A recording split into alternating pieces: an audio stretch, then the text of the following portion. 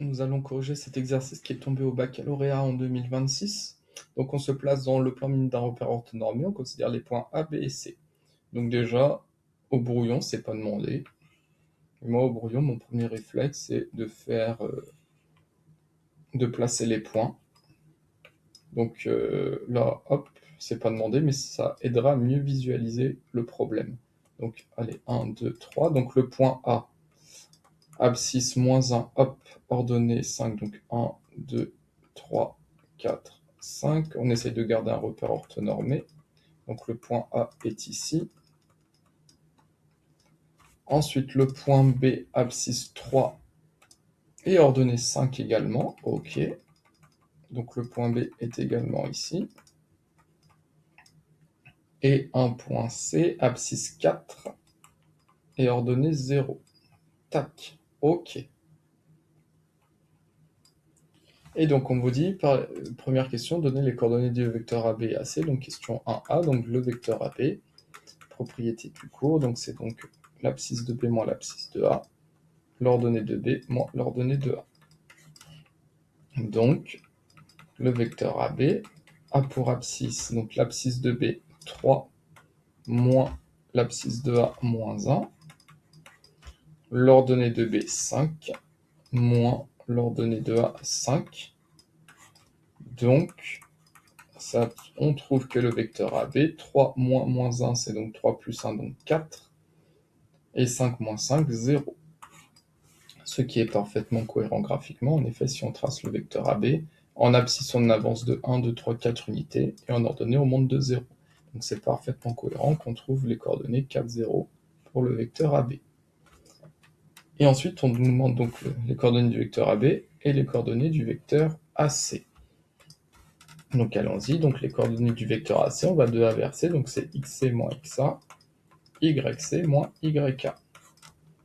Donc, le vecteur AC a pour coordonnées l'abscisse de C, 4, moins l'abscisse de A, moins 1, l'ordonnée de C, 0, moins l'ordonnée de A, 5. Donc, on trouve que le vecteur AC a pour abscisse donc 4 moins moins 1, 4 moins moins 1, ça donne 4 plus 1, donc 5, et 0 moins 5, moins 5.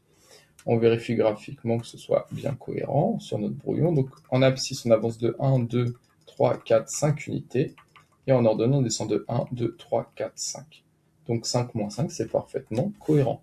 C'est pour ça que la figure là, c'est pas demandé de la faire, mais au brouillon, ça peut vous rassurer déjà. Vous voyez que hop, au bac, vous dites, bah, c'est bon, mes coordonnées sont bien cohérentes. Donc ça vous rassure déjà sur la question 1A. Vous dites, bah, je me suis pas trompé, j'ai des bonnes coordonnées. Ensuite, 1B, on vous demande de calculer le AB, produit scalaire AC. Donc là, on se dit, bah, c'est super, on a les coordonnées des deux vecteurs, donc allons-y, propriété avec les coordonnées, on multiplie les abscisses, 4 fois 5, plus, on multiplie les deux ordonnées, 0 fois moins 5, ce qui donne 4 fois 5, 20, plus 0, donc hop, est égal à 20. Parfait. Ensuite, question 2A. Montrer que AC, donc là, sans vecteur, attention, s'il n'y a pas de vecteur, ça, AC sans vecteur, ça, c'est-à-dire que c'est la distance entre le point A et le point C. C'est une distance. Donc, il faut montrer que la distance entre A et C, en termes de longueur, donc il faut montrer que cette distance-là est égale à 5 multiplié par racine carrée de 2. Alors déjà, qu'est-ce qu'on peut dire? On sait que la distance entre A et C, ça correspond à la norme du vecteur AC. En effet, la longueur entre A et C, c'est égal à la norme du vecteur AC. Pourquoi? C'est quoi la norme d'un vecteur? Quand on trace le vecteur AC, sa norme, la norme d'un vecteur, c'est sa longueur. Donc en fait, la distance entre A et C est égale à la norme du vecteur AC. Et je vous rappelle comment on calcule la norme d'un vecteur. On rappelle que si on a un vecteur U d'abscisse x et d'ordonnée y, on rappelle que pour calculer la norme d'un vecteur, c'est donc racine carrée, 1 plus au milieu, l'abscisse au carré plus l'ordonnée au carré. Donc là, la distance entre A et C, c'est donc égal à la norme du vecteur AC, qui est donc égale à la racine carrée. On met un plus au milieu. Et le vecteur AC, son abscisse, on l'a trouvé à la question d'avant, vaut 5, donc ça donne 5 au carré, plus l'ordonnée, moins 5. Attention, c'est tout l'ordonnée qui est au carré, donc parenthèse au carré, c'est tout l'ordonnée au carré. Ce qui donne racine carrée de 25 plus Moins 5 au carré, moins 5 fois moins 5, 25, et on trouve racine carrée de 50.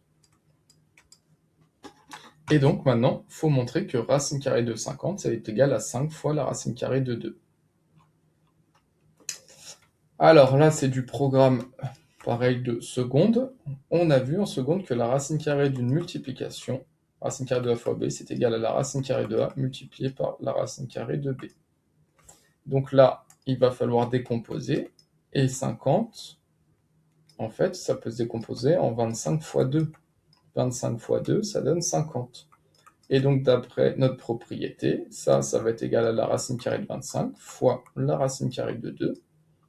Et la racine carrée de 25, c'est 5, car 5 fois 5 vaut 25, et 5 est un nombre positif, fois la racine carrée de 2, ce qui donne bien 5 fois racine carrée de 2. Et c'est ce qu'on devait prouver à la question 2a. Ok. Écrire l'expression permettant de calculer le produit scalaire AB, produit scalaire vecteur AC, en fonction de l'angle BAC. Donc en gros, on vous demande de calculer AB, donc le vecteur AB, produit scalaire, le vecteur AC, en fonction de l'angle BAC, donc en fonction de cet angle-là. Donc ça, c'est la formule du produit scalaire classique, donc allons-y, on nous demande. Hein. Donc question 2B, donc AB, produit scalaire AC, on peut appliquer la formule avec les longueurs, donc c'est égal à la norme du vecteur AB, multiplié par la norme du vecteur AC, multiplié par le cosinus de l'angle formé par ces deux vecteurs, c'est-à-dire l'angle qui s'appelle BAC, l'angle en A ici, l'angle cosinus de BAC. Tac. Et donc on peut remplacer la norme A du vecteur AB, on ne l'a pas calculé, donc allons-y, donc on calcule la norme du vecteur AB, donc allons-y, norme du vecteur AB, c'est donc racine carrée, 1 plus au milieu, l'abscisse 4 au carré, 4 au carré plus l'ordonnée 0 au carré, ce qui donne racine carrée de 16, et ce qui est égal à 4. Donc là, on peut donc dire que c'est donc 4 fois la racine carrée de 50, ou hop, ce qu'ils ont trouvé 4 fois, on prend la réponse, hein, s'ils nous demandent ça, c'est qu'il y a une explication, 5 fois racine carrée de 2, fois cosinus de l'angle BAC, et ce qui donne 4 fois 5, donc ça donne 20 fois la racine carrée de 2 fois cosinus de BAC, de l'angle BAC. Voilà pour la question 2B.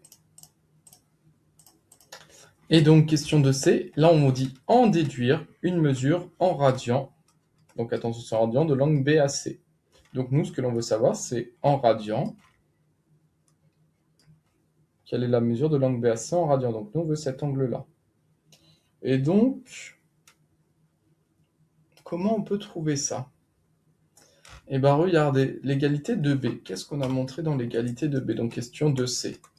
D'après l'égalité de B, donc d'après la question de B, on a montré que AB, produit scalaire AC, c'était égal à 20 fois la racine carrée de 2, multiplié par le cosinus de l'angle BAC. Et regardez la question 1B. Ça vaut quoi? AB produit scalaire AC à l'aide des coordonnées. Qu'est-ce qu'on a montré? On a montré d'après que la question 1B, à l'aide des coordonnées, on a montré que le produit scalaire est égal à 20. Et donc, or, d'après la question 1B, on sait que AB produit scalaire AC vaut 20. Donc, on a donc 20 qui est égal à 20 fois la racine carrée de 2 fois le cosinus de l'angle BAC.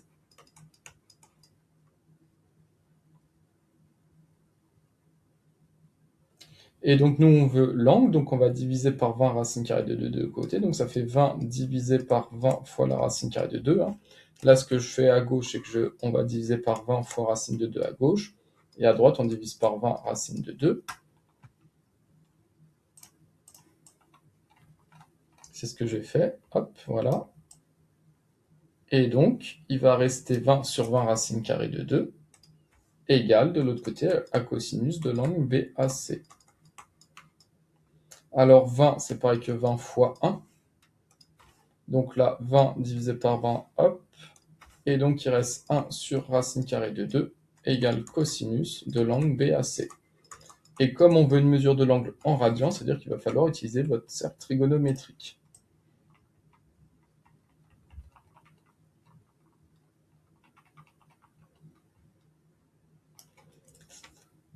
Bon, 1 sur racine carrée de 2, vous ne connaissez pas la valeur, mais là, vous avez une aide au calcul.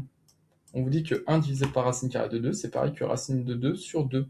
Donc là, c'est génial. Hop, donc d'après l'aide au calcul, 1 sur racine de 2, c'est pareil que racine carrée de 2 sur 2 égale au cosinus de l'angle géométrique BAC.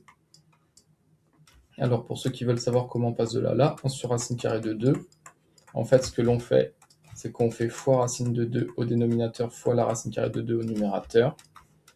Au numérateur, ça donne racine carrée de 2. Au dénominateur, racine de 2 fois racine de 2, ça donne racine de 2 au carré. Et donc, on trouve racine de 2 divisé la racine carrée au carré d'un nombre positif s'annule. Donc, on retrouve bien racine de 2 sur 2. Et donc là, il faut prendre son cercle trigonométrique. Et on veut un cosinus qui soit égal à racine de 2 sur 2. Donc, on se met un cos racine de 2 sur 2, on est ici. Et là, sur notre cercle trigonométrique, il y a un angle là qui est l'angle pi sur 4. En effet, pi sur 4, son cosinus vaut racine carrée de 2. Et là, si on tourne dans l'autre sens, il y a 7 pi sur 4. 7 pi sur 4 radians, son cosinus, c'est racine de 2 sur 2. Sauf qu'on voit bien que dans la figure, BAC, l'angle, on voit bien qu'il est inférieur à 90 degrés, l'angle. Donc, comme on a un angle inférieur à 90 degrés, ça va être l'angle pi sur 4 radians. Donc, l'angle BAC, d'après le cercle trigonométrique, est égal à pi sur 4 radians. Donc, en degrés, c'est pas demandé, mais pi sur 4 radians, c'est un angle de 45 degrés. Donc, c'est-à-dire que là, l'angle formé par le vecteur ABAC, c'est un angle de 45 degrés, pi sur 4 radians. Et voilà pour la correction de cet exercice.